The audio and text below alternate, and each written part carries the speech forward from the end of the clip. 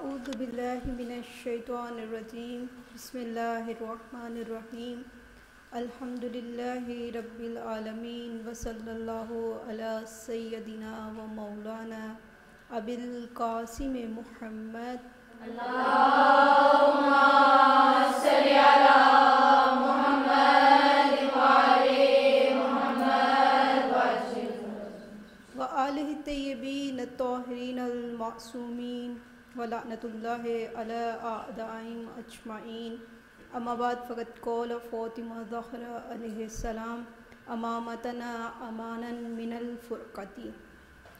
سب سے پہلے تمام تر حمد و ثنا، تمام تر تسبیح و تہلیل اس خداوند متعال کے لیے ہے کہ جو لائق حمد و ستائش ہے۔ وہ ایسا پروردگار ہے کہ جس نے انسان کی ہدایت کے لیے 1,24,000 انبیاء کو منتخب کیا، مبعوث کیا، اور انبیاء کے بعد فقط سلسلہ ہدایت کو ختم نہیں کیا بلکہ انسان کی ہدایت کے لیے ائمہ کے سلسلے کو شروع کیا۔ اور میرا درود و سلام ہو محمد و آل محمد پر کہ جو وجہ تخلیق کائنات ہیں، اور اس کے بعد میرا درود و سلام ہو اس مہدی برحق پر کہ جو اس وقت ظہور فرمائیں گے جب یہ دنیا ظلم و جور سے پر ہو چکی ہوگی۔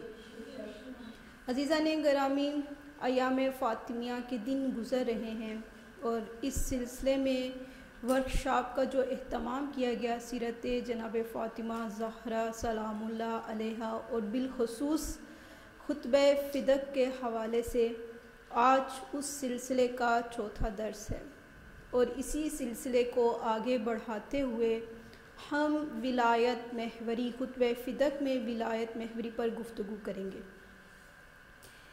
جناب فاطمہ، اس سے پہلے میں یہ عرض کرنا چاہوں گی کہ جناب فاطمہ زہرا سلام اللہ علیہا نے یہ خطبہ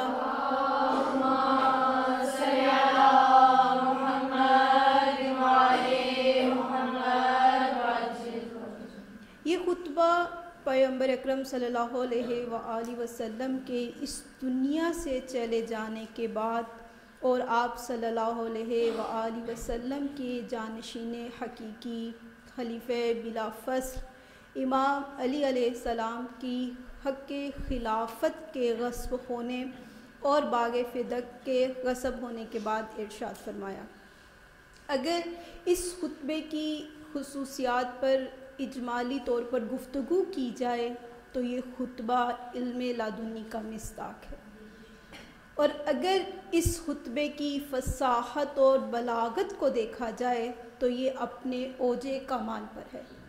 علامہ مجلسی اس خطبے کی فصاحت اور بلاغت کے بارے میں فرماتے ہیں کہ اگر کوئی اس خطبے کی فصاحت و بلاغت کو دیکھے تو ہر شخص کہ جو فصیح و بلیغ ہے اس خطبے کی فصاحت اور بلاغت کو دیکھ کر محو حیرت میں ڈوب جاتا ہے۔ یہ خطبہ اگر آپ دیکھیں اس کے موضوعات کیا ہیں، جیسے کہ اس سے پہلے درس میں بڑی ہی خوبصورت انداز میں خانم نے گفتگو کی اور ان پر روشنی ڈالی کہ اس خطبے کے موضوعات کیا ہیں۔ میں بس تھوڑا سا اشارہ کروں گی کہ اگر آپ اس خطبے کو دیکھیں تو جناب فاطمہ زہرا سلام اللہ علیہا نے توحید کے نایاب نکات کو بیان کیا ہے۔ اگر ہم اپنی زندگیوں کو دیکھتے ہیں، ان میں غور و فکر کرتے ہیں، اگر ہم پر تھوڑی سی بھی کوئی مصیبت آ جائے تو ہم خدا کی عبادت کرنا چھوڑ دیتے ہیں، خدا کی حمد و ثنا کرنا بھول جاتے ہیں، لیکن یہ ہمیں فقط اہل بیت کے گرانے میں نظر آتا ہے کہ چاہے مصیبت کتنی ہی بڑی کیوں نہ ہو مگر خدا کی عبادت میں ذرا برابر بھی کمی واقع نہیں ہوتی، اس کی حمد و ثنا میں ذرا برابر بھی کمی نہیں آتی ہے۔ اس خطبے کی ابتدا الحمدللہ سے ہے کہ حمد ہے اس خداوند متعال کے لیے۔ اور اگر آپ جناب زینب سلام اللہ علیہا کو دیکھیں کہ واقع عاشورہ کے بعد اپنے بھائی کے شہید ہو جانے کے بعد کہ جب وہ بی بی دربار یزید میں آتی ہیں اور یزید ان سے مخاطب ہو کر یہ پوچھتا ہے کہ خدا نے حسین کے ساتھ کیا کیا، تو بی بی کتنا خوبصورت جواب دیتی ہیں، اور وہ جواب فقط وہی دے سکتا ہے کہ جو عصمت و طہارت کی آغوش میں پرورش پایا ہو۔ کہ بی بی نے کیا کہا؟ ما رأیت الا جمیلا، ہم نے خدا سے سوائے نیکی کے، سوائے خیر کے کچھ نہیں دیکھا ہے۔ یعنی یہ وہ بی بی ہیں کہ جو جناب فاطمہ زہرا سلام اللہ علیہا کی بیٹی ہیں۔ اور اگر آپ جناب فاطمہ زہرا سلام اللہ علیہا کو دیکھیں تو خدا کی حمد و ثنا سے اس خطبے کی ابتدا کر رہی ہیں۔ پھر بی بی نے خدا کی حمد و ثنا کے بعد رسول اکرم صلی اللہ علیہ وآلہ وسلم کے وجود کو اس کائنات کے لیے سب سے بڑی نعمت قرار دیا۔ بی بی کیا کہہ رہی ہیں؟ لوگوں کو مخاطب کر کے ان کو بتا رہی ہیں کہ دیکھو پیغمبر کا وجود تمہارے لیے کتنی بڑی نعمت تھا۔ تم ذلت اور گمراہی کے گڑھے پر کھڑے تھے، تمہارے تفکر، تمہارے افکار کیا تھے، تم کیا کرتے تھے، کیا کھاتے تھے، کیا پیتے تھے، کیسے زندگی گزارتے تھے، تم اس کائنات میں بدترین قوم تھے، لیکن خداوند متعال نے رسول خدا صلی اللہ علیہ وآلہ وسلم کے وجود کے ذریعے سے تمہیں یہ مقام عطا کیا کہ تم اس کائنات میں بہترین قوم، بہترین امت قرار پائے۔ یعنی تم اس سے پہلے بدترین قوم تھے، لیکن پیغمبر اکرم صلی اللہ علیہ وآلہ وسلم کے وجود بابرکت سے تم بہترین امت قرار پائے۔ پھر اس کے بعد جناب فاطمہ زہرا سلام اللہ علیہ نے فلسفہ احکام کو بیان کرنے کے ساتھ ساتھ اس چیز پر روشنی ڈالی کہ خداوند متعال نے ہم اہل بیت کی اطاعت کو کیوں واجب قرار دیا، کس لیے ضروری ہے کہ تم اہل بیت کی اطاعت کرو، ان کی پیروی کرو۔ کا اس وجہ سے خداوند متعال نے ہماری اطاعت کو واجب قرار دیا تاکہ اسلام کو ایک نظام مل سکے، اسلام ایک نظام کی شکل میں پروان چڑھے۔ پھر اس کے بعد کہ جو ہمارے آج درس کا موضوع بھی ہے کہ بی بی نے بتایا کہ امامت کیوں ضروری ہے۔ بی بی نے اپنے اس خطبے میں وسیع کو متعارف کروایا، بتایا کہ قرآن نے کس کی ولایت کو تمہارے لیے واجب قرار دیا ہے، قرآن کس کی ولایت کو تمہارے لیے بیان کر رہا ہے۔ اور بی بی نے بڑے ہی خوبصورت انداز میں ارشاد فرمایا، کیا کہا؟ امامتنا امانا من الفرقتی۔ ایک جگہ پہ خطبے میں من الفرقتی آتا ہے اور بعض جگہ پہ للفرقتی بیان کیا گیا ہے، یعنی خدا نے امامت کو اس لیے تمہارے لیے واجب قرار دیا ہے تاکہ تم تفرقے سے دور ہو، تاکہ تم آپس میں بکھر نہ جاؤ۔ خداوند متعال نے تمہارے لیے امامت کو ایک رسی کی مانند قرار دیا ہے کہ تم اس کو مضبوطی سے پکڑ لو تاکہ آپس میں بکھر نہ جاؤ، تاکہ گمراہی کا شکار نہ ہو جاؤ۔ اور اگر آپ دیکھیں جناب فاطمہ زہرا سلام اللہ علیہا کو تو امام کے بارے میں، امام کی اہمیت کو بتاتے ہوئے ایک اور حدیث ایک اور مقام پر رسول خدا صلی اللہ علیہ وآلہ وسلم سے نقل کرتی ہیں اور ارشاد فرماتی ہیں کہ امام کی مثال مثل الامامی مثل الکعبہ، امام کی مثال کعبے کی مانند ہے۔ لوگ کعبے کی طرف جاتے ہیں، کعبہ اپنی جگہ چھوڑ کر لوگوں کی طرف نہیں آتا، لوگ ہیں کہ جو کعبے کی گرد طواف کرتے ہیں، چکر لگاتے ہیں، کعبہ اپنی جگہ پر قائم رہتا ہے۔ اگر تم ہدایت چاہتے ہو تو تمہیں خود امام کے پاس جانا پڑے گا، تمہیں خود امام حقیقی کو جو جانشین حقیقی رسول خدا صلی اللہ علیہ وآلہ وسلم ہے اس کو تلاش کرنا پڑے گا، دیکھنا پڑے گا کہ کس کے اندر یہ خصوصیت پائی جاتی ہے کہ وہ پیغمبر کی جگہ پر بیٹھ سکے، کون ہے جو تمہیں ضلالت سے نکال کر تمہیں ہدایت کی طرف لے کر جا سکتا ہے۔ جناب فاطمہ زہرا سلام اللہ علیہا نے اس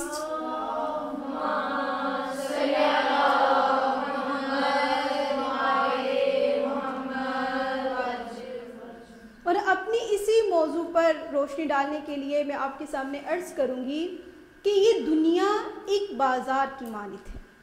الدنیا سوقن، دنیا بازار کی مانند ہے اور اگر آپ اس بازار میں دیکھیں، کوئی بھی بازار ہو، کوئی بھی تجارت کا بازار ہو، آپ اس میں دیکھیں ہر لوگ نفع نہیں اٹھاتے، سب لوگ فائدے میں نہیں ہوتے، کچھ لوگ فائدہ اٹھاتے ہیں، کچھ لوگ خسارے میں ہوتے ہیں، کچھ لوگ نقصان اٹھا رہے ہوتے ہیں۔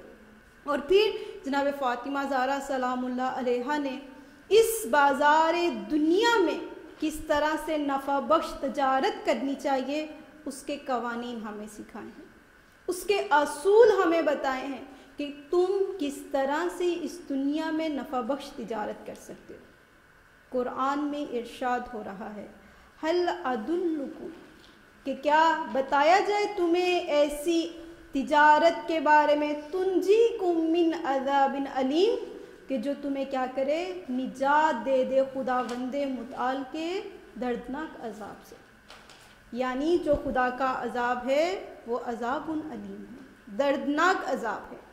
اب اس خدا کے عذاب سے کیسے بچا جا سکتا ہے؟ ہر کوئی چاہتا ہے نا خدا کے عذاب سے خود کو بچائے، تو اس کے لیے ضروری ہے اگر وہ عذاب خداوند متعال سے بچنا چاہتا ہے تو اپنے لیے مضبوط پناہ گاہ کو تلاش کرے۔ وہ یہ دیکھے کون سا قلعہ ایسا قلعہ ہے کہ جو اسے خداوند متعال کے عذاب سے بچا سکے۔ تو اگر ہم دیکھیں تاریخ میں، اگر ہم روایات کا مطالعہ کریں تو پتہ چلتا ہے وہ مضبوط قلعہ جس کے ذریعے سے انسان دردناک عذاب سے، خدا کے عذاب سے محفوظ ہو سکتا ہے، وہ مضبوط قلعہ ولایت محمد و آل محمد ہے، کہ جس کے ذریعے سے ہم خدا کے عذاب سے بچ سکتے ہیں۔ جناب فاطمہ زہرا سلام اللہ علیہا کی زندگی سے ہمیں یہ درس ملتا ہے کہ اگر تم چاہتے ہو خدا کے عذاب سے بچو، خدا کے دردناک عذاب سے محفوظ ہو جاؤ، تو ولایت کے تحت تاثیر زندگی گزارو۔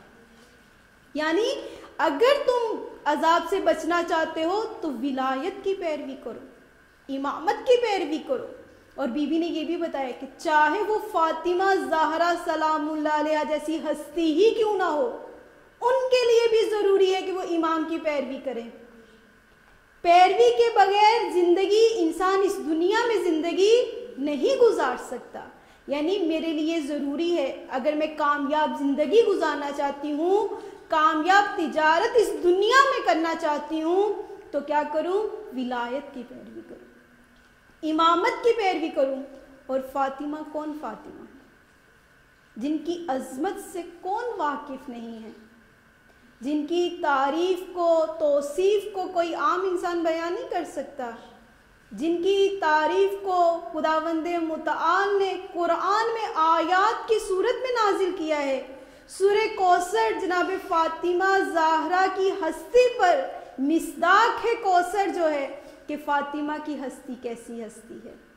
اگر آپ سورہ قدر کو دیکھیں تو فاطمہ زہرا سلام اللہ علیہا کی شان کو بیان کر رہی ہے، تو کوئی عام انسان اس فاطمہ کی شان کو کیا بیان کر سکتا ہے؟ لیکن پھر بھی میں آپ کے لیے واضح کرنا چاہوں گی کہ فاطمہ وہ ہستی ہیں کہ اگر آپ دیکھیں کہ جناب فاطمہ زہرا سلام اللہ علیہا اگر دیکھا جائے تو عورت کے کمال کا نام ہے، نسوانیت کی معراج کا نام ہے فاطمہ۔ اور بی بی کا مقام اتنا بلند ہے کہ رسول خدا صلی اللہ علیہ وآلہ وسلم کے بعد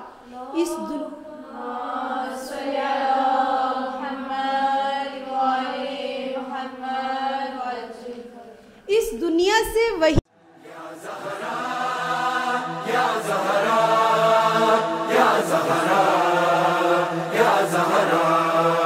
کا سلسلہ منقطع ہو جانا چاہیے تھا، لیکن پیغمبر اکرم صلی اللہ علیہ وآلہ وسلم کے اس دنیا سے چلے جانے کے بعد وحی کا سلسلہ نہیں رکا۔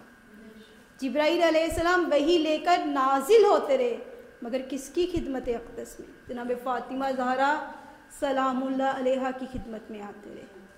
اور وہ بی بی کہ جن کے لیے آپ کے لیے پہلے بھی درس میں جو ہے وہ بڑے اچھے انداز میں واضح کیا کہ جب بی بی آتی تھی تو رسول خدا اپنی جگہ سے اٹھ کے کھڑے ہو جاتے تھے، پھر جناب فاطمہ زہرا کو لا کر اپنی جگہ پر بٹھاتے تھے، ٹھیک ہے، بٹھانے کے ساتھ ساتھ فاطمہ کے ہاتھوں کا بوسہ لیتے تھے۔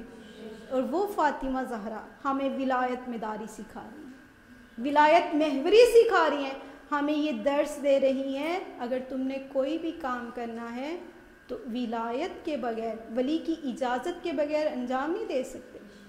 جناب فاطمہ زہرا سلام اللہ علیہ کی اگر زندگی کا مطالعہ کریں تو بی بی امام علی علیہ السلام سے کیا کہہ رہی ہیں؟ کہہ رہی ہیں یا علی یہ گھر آپ کا گھر ہے، میں آپ کی کنیز ہوں۔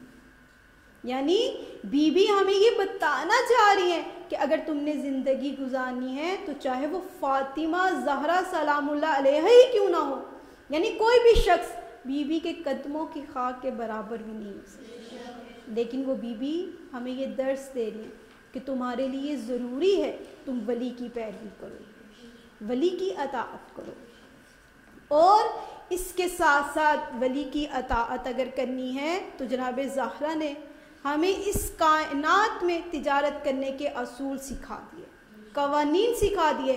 اگر تم کامیاب تجارت کرنا چاہتے ہو تو کیسے کر سکتے ہو؟ اس کے لیے پہلا قانون کیا ہے کہ تم اپنے ولی کی اجازت کے بغیر کوئی کام انجام نہ دو، اپنے لیے، حتیٰ کہ اپنے خانوادے کے لیے بھی کوئی کام اپنے ولی کی اجازت کے بغیر انجام نہ دو۔ اپنے لیے کیا بلکہ خدا کی عبادت میں بھی۔ آپ کو حیرت ہوگی کہ خدا کی عبادت کیوں ہم ولی کی اجازت لیں؟ تو یہاں پہ میں ایک مثال سے سمجھاؤں گی کہ امام جعفر صادق علیہ السلام کے پاس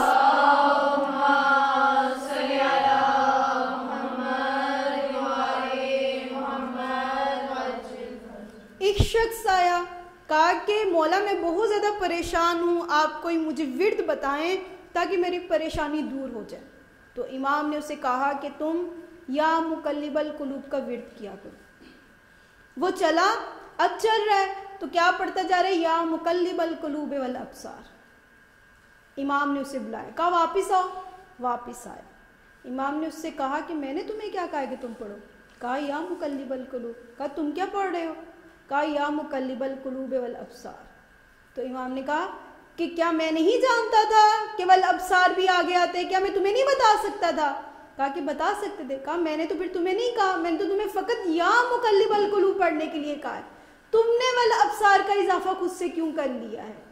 امام نے کہا تمہیں میں نے فقط یا مقلب القلوب اس وجہ سے بتایا ہے کہ تمہاری اس پریشانی میں فقط تمہیں اتنا ہی ڈوز چاہیے، یہی تمہارے لیے کافی ہے۔ اگر تم اتنا ہی پڑھ لو گے تو تمہاری پریشانی دور ہو جائے گی۔ دوسرا بہت سے لوگ آتے ہیں ہمارے پاس، کہتے ہیں کہ خانم میں نماز شب پڑھتی ہوں، میں 40 کے بجائے 50 لوگوں کے نام لیتی ہوں نماز شب میں۔ ٹھیک ہے، تو کیوں 50 لوگوں کے نام کیوں لیتی ہیں؟ اس وجہ سے کہ نا مجھے 50 لوگ زیادہ، میرا دل کرے تو میرا کبھی کبھی دل کرتا ہے میں 60 لوگوں کے نام لوں۔ تو نماز شب کا طریقہ ہمیں کس نے بتایا؟ آئمہ کے ذریعے سے ہم تک پہنچا نا۔ کیا وہ 50 لوگوں کے نام نہیں لے سکتے تھے؟ کیا وہ 60 لوگوں کے نام نہیں لے سکتے تھے؟ مگر انہوں نے 40 کے ساتھ منتخب کر دیا لفظ کے ساتھ، تو ہمیں بھی چاہیے کہ 40 کا نام لیں۔ یہ نہ دیکھیں میرا دل کیا کر رہا ہے، میں کیا چاہتی ہوں، نہیں، یعنی فقط یہ بتایا جا رہا ہے اس ذریعے سے عبادت کے طریقے کو بتا کر کہ مجھے اپنے مطابق نہیں کرنی، مجھے اس طریقے سے عبادت کرنی ہے جیسے میرے ولی نے مجھے بتایا۔ آج یہ سوال سوچنے کی ضرورت ہے، میرا آپ لوگوں سے یہ سوال ہے، خود سے یہ سوال ہے کہ آیا ہم اپنی زندگیوں کو اپنے امام کے مطابق، اپنے ولی کے مطابق گزاریں؟ کیا ہمارا اٹھنا، ہمارا بیٹھنا، ہمارا سونا، ہمارا جاگنا، ہمارا کھانا، ہمارا پینا آیا میرے وقت کے امام کے مطابق ہے؟ ان قوانین کے، ان اصولوں کے مطابق ہے جو اہل بیت نے ہمیں تعلیم دیے تھے؟ یا میں اپنی مرضی کرتی ہوں، اپنی مرضی سے ان چیزوں میں اضافہ کر لیتی ہوں؟ اگر ہم جناب فاطمہ زہرا سلام اللہ علیہ کی زندگی کو دیکھیں، بی بی نے جو امامت کا دفاع کیا ہے، ولایت کا دفاع کیا ہے، بی بی اگر پشت در آئیں، بی بی کا پہلو شکستہ ہوا ہے تو بی بی نے پشت در آنے سے پہلے امام علی سے اجازت لی ہے۔ بی بی نے اگر ولایت کا دفاع کیا ہے، اگر مدینے کی کوچوں گلیوں میں آئی ہیں، اگر مسجد میں تشریف لے گئی ہیں تو امام علی علیہ السلام کی اجازت سے۔ اگر ہم دیکھیں کہ جب جناب فاطمہ زہرا سلام اللہ علیہ مسجد میں تشریف لاتی ہیں تو ایک عجیب منظر دیکھتی ہیں. کیا دیکھتی ہیں؟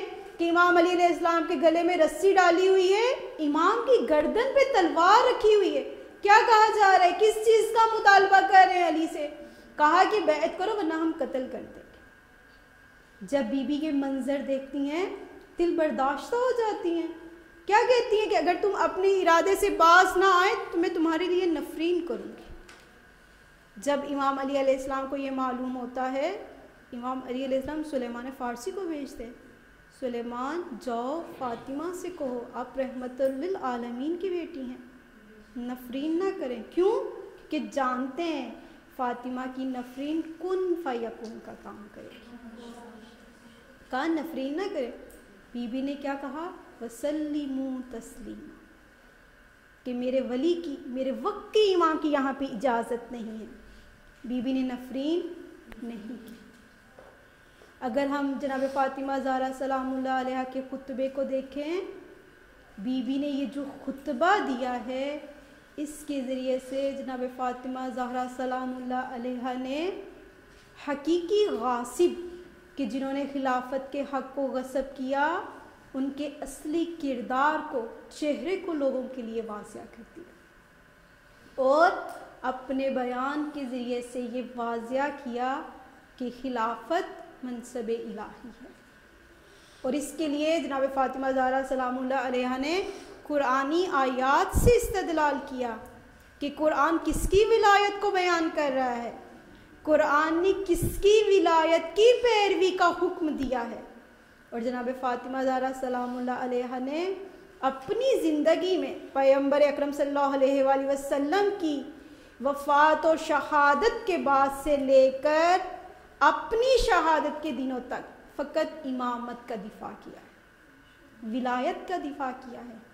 مجھے یہ سوچنے کی ضرورت ہے کہ کنیز جناب فاطمہ زہرا سلام اللہ علیہ ہونے کی حیثیت سے میں اپنے وقت کے امام کے لیے کیا کر رہا ہوں, میں اپنی امام کا دفاع کیسے کروں. آیا میں ولایت محمد و آل محمد کے مطابق زندگی گزار رہی ہوں؟ آیا میں نے کبھی یہ سوچا ہے کہ مجھے کیا کرنا ہے اور کیا نہیں کرنا ہے؟ بی بی نے اپنے اس خطبے کے ذریعے سے بتایا کہ تاریخ کا سب سے بڑا جو حق غصب کیا گیا ہے وہ یہ خلافت اور ولایت کا حق ہے. اگر منصب کو صاحب منصب سے جدا نہ کیا جاتا, اگر ولایت اور خلافت کو حکومت سے جدا نہ کیا جاتا, اور ولایت کو اگر ریاست اور مملوکیت میں تبدیل نہ کیا جاتا تو آج دنیا منحرف نہ ہوتی, تاریخ اسلام کا نقشہ ہی کچھ اور ہوتا. کیا تبدیلیاں ایسی واقع ہو گئیں کہ یزید جیسا جب آ کے خلافت پر بیٹھا تو خود کو وارث رسول اللہ کہنا شروع کر دیا. بنو امیہ اور بنو عباس جیسے لوگ جب خلافت پر بیٹھے تو خود کو وارث رسول کہنے لگے. کیوں؟ اس وجہ سے کیونکہ جب منصب کو صاحب منصب سے کہ جس کا حق تھا اس سے جدا کر دیا گیا تو ایسے لوگ آ کر خلافت پر بیٹھ گئے کہ جس کی وجہ سے لوگ گمراہ ہونے لگے.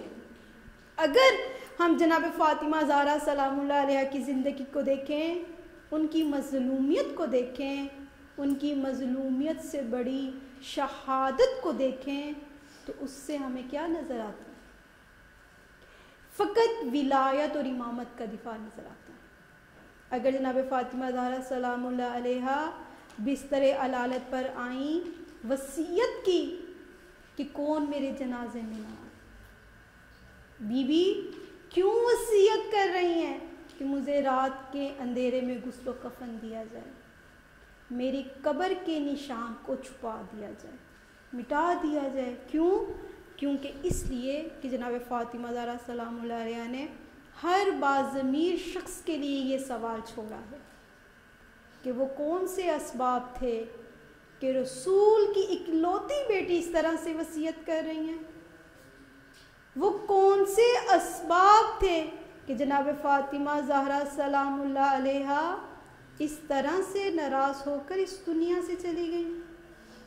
وہ فاطمہ کہ جن کے بارے میں شیعہ کتب میں، اہل سنت کتب میں حدیثیں متواتر ملتی ہیں کہ فاطمہ کے ناراض ہونے سے خدا ناراض ہوتا ہے، فاطمہ کے غضبناک ہونے سے خدا غضبناک ہوتا ہے، فاطمہ جس سے راضی ہیں اس سے خدا راضی. تو اگر ہمیں دیکھنا ہے سیدھا راستہ کن کا راستہ ہے، صراط مستقیم، کہ جس کو خدا نے قرآن میں صراط مستقیم سے تعبیر کیا ہے، وہ کون سا راستہ ہے؟ تو عزیزان گرامی یہ دیکھنا پڑے گا کہ فاطمہ کس سے خوش ہے. یعنی جناب فاطمہ نے میرے لیے حق اور حقیقت کو واضح کر دیا. اگر کوئی بھی شخص چاہے وہ کسی بھی مسلک سے تعلق رکھتا ہو، اگر جناب فاطمہ زہرا سلام اللہ علیہ کی زندگی کا مطالعہ کرے گا تو اس کے لیے حق اور حقیقت واضح ہو جائے گی. اس کے لیے واضح ہو جائے گا کہ فاطمہ زہرا سلام اللہ علیہ کن سے راضی تھیں، کن سے ناراض تھیں، اور پھر یعنی مجھے ان لوگوں کا راستہ اختیار کرنا ہے جن پر خدا نے نعمتیں کی ہیں، اور وہ فقط علی اور اولاد علی کا راستہ ہے. وہ فقط محمد اور آل محمد کا راستہ ہے جن پر خدا نے اپنی نعمتوں کی بارش کی ہے. اور وہ راستہ کہ جن پر خدا بھی ناراض ہے وہ کون سا راستہ ہے؟ تو ایک کلیہ بتا دیا کہ جس سے فاطمہ ناراض ہوتی ہے ان سے خدا بھی ناراض ہوتا ہے. آج ہر شخص سے یہ سوال ہے کہ ہمیں یہ دیکھنا چاہیے، ہمیں دیکھنا چاہیے کہ جناب فاطمہ زہرا سلام اللہ علیہ نے ہمیں کیا درس دیا ہے، ان کا ہم سے کیا سوال ہے. جناب زہرا کی شہادت ہم سے کیا سوال کر رہی ہے، بی بی کی قبر کا پوشیدہ ہونا ہم سے کیا سوال کر رہا ہے. یہ نہ ہو کل ہم رسول خدا سے شرمندہ ہو جائیں کہ یا رسول خدا جو امانت آپ ہمیں دے کر گئے تھے حدیث ثقلین کی صورت میں کہ میں تمہارے درمیان 2 گراں قدر چیزیں چھوڑے جا رہا ہوں. اگر کون کون سی 2 چیزیں تھیں؟ ایک قرآن اور ایک اہل بیت، کہ اگر ان سے تمسک رکھو گے تو کبھی گمراہی کا شکار نہیں ہوگے. آیا ایسا تو نہیں کہ ہم نے فقط قرآن کو لے لیا اور اہل بیت کو چھوڑ دیا؟ آخر میں خداوند متعال سے یہ دعا کرتے ہیں کہ پروردگارا ہمیں صحیح معنوں میں پروردگار را محمد و آل محمد کے صدقے میں کنیزان زہرا بننے کی توفیق عطا فرما، اور ہمارے وقت کے ایمان کے ظہور میں تعجیل عطا فرما، اور پروردگار محمد و آل محمد کے صدقے میں تمام مومن مومنات کی تمام پریشانیوں کو اہل بیت کے صدقے میں دور فرما، اور پروردگار محمد و آل محمد کے صدقے میں پروردگار تمام مومن اور مومنات کی پروردگار جو خدمات ہیں ان کو اپنی بارگاہ الہی میں قبول و منظور فرما. ربنا تقبل منا انک انت السمیع الدعاء.